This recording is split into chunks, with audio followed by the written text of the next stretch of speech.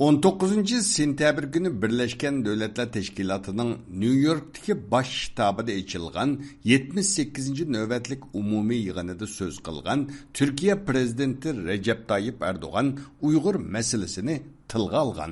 O mındak degen. Güçlü tarihi ve insani bağlarımızın olduğu Uygur Türklerinin hak ve özgürlüklerinin korunması... Xitayning zimin bütünlüğünün nazarda tutgan halda biz bilen tarihi ve insani münasebeti bolgan Uygur Türklerinin hak ve hukukunu, erkinligini qoğdaş sezgürlüğümüzni, ta'kidlashni ve kun tertipte tutup turishni davamlaştırımız. Prezident Recep Tayyip Erdoğan 21 yıldan buyan Türkiye'ni idare kılıp kelevatkan Adalet ve Terakkiyat Partiyasının reislik vazifesini ütep kelmekte.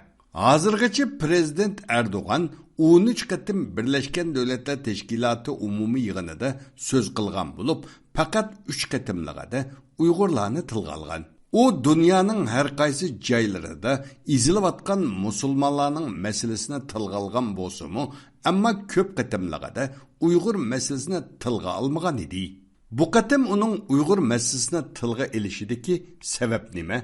Uning bu bayonatining ahamiyati nima? Biz bu haqda Türk siyasetçi, Uygur mutaxassis hamda Uygur siyasiyon bilan telefon söhbet elib bardik. Gelecek Partiyasının taşqi siyasetga mas'ul muavin reisi, peshqadam diplomat Ümit Yardımcı Efendi, Türkiye Prezidenti Recep Tayyip Erdoğan'ın Birleşken Devletler Teşkilatı'da Uygur meselesine tilga alganlığı üçün bu bayanatның ahmiyetlik ikenligini, lekin bunun yeterlik emasligini, bek haciz bolganlığını bayan kıldı. O mundaq dedi. Tabii ki Sayın Cumhurbaşkanı'nın Birleşmiş Milletler'de elbette yaptığı bu bayanat naite uyum. Türkiye'de, başka devletlerde turuvatkan Uygurlar, hatta Şarkı Türkistan'da yaşavatkan kırındaşlarımız bunu anlap hoşal boğan buluşu mümkün. Lekin Uygurlar naite eğir vaziyette turuvatkan bir peytte bu bayanat tazı yeterlik emas dep oylayman. Çünkü bugün Uygur Türkleri ırkı kırgınçılıkka uçravatıdır. Bunun Birleşken Devletler Teşkilatı'da oturuğa koyuluşu naite buyum. Birleşken Devletler'de dünyanın barlık meseleleri oturuğa koyulup muzakere kılınıdır. Biz Türkiye'deki her kaysı siyasi partiyalar, ammavi teşkilatlar ve mutaxassisler Şarkı Türkistan meselesini her sorunda oturuğa koyuşunu davamlaştırırız.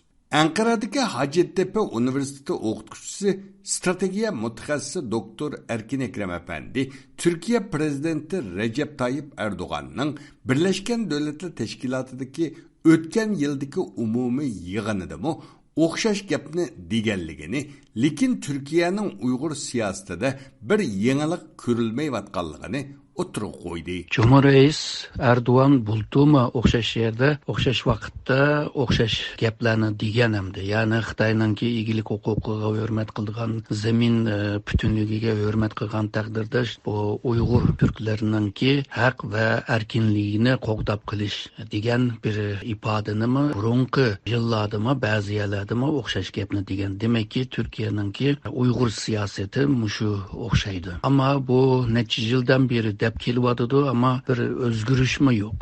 Yani Türkiye'de Uygurlarga qarta bir yangilikmi yo'q. Shuningga bu gaplar yetmayotidi deganlarning haqli tarafimi bor deyman. Chunki bu so'zlarni Xitoy qanday tushunish masalasi bor hamda. Chunki Uygurlarga erkinlik degan gap Uygurlarga mustaqillik degan ma'noga yaqin bir gap hamda. O gap berib Xitoyninki egilik huquqi va zamin butunligi degan gapga xilof bo'ladi hamda ta'tir tushidi. Shuningga Xitoy hozir men degandek tushungan taqdirda Cumhurreisning gapini pek jiddiga olmaydi deb o'ylayman. Doktor Erkin Ekrem, Prezident Recep Tayyip Erdoğan'ın Birleşken Devletler Teşkilatı'nın umumi yığınida Uygurlarni tilga elishining Türkiye-Xitoy munosabatiga ko'p salbiy ta'sir ko'rsatmaydiganligini ilgari surdi.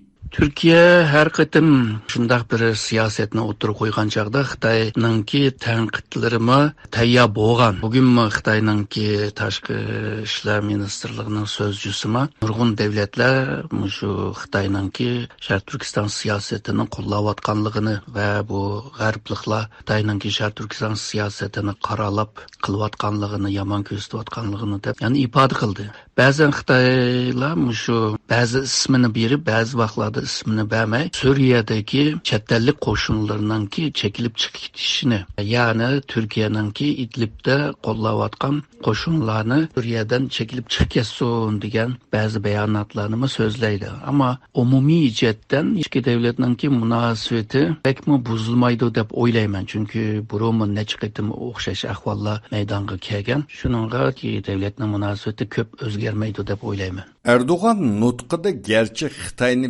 bevosita tilga olib ayblamagan bo'lsa-mu, ammo u Uyg'urlarning haq huquqini, erkinligini kun tartibda tutib turishni Birleşken Davlatlar umumiy yig'inida ta'kidlashi muhim ahamiyatga ega deb qaralmoqda. Dünya Uyg'ur qurultayining sobiq raisi peshqadam siyosatchi Erkin Abdikin Efendi Recep Tayyip Erdoğan'ның bundaq bir bayonot berishining naiti zo'r jasorat ekanligini, Uyg'urlarni suyundirganligini bildirdi.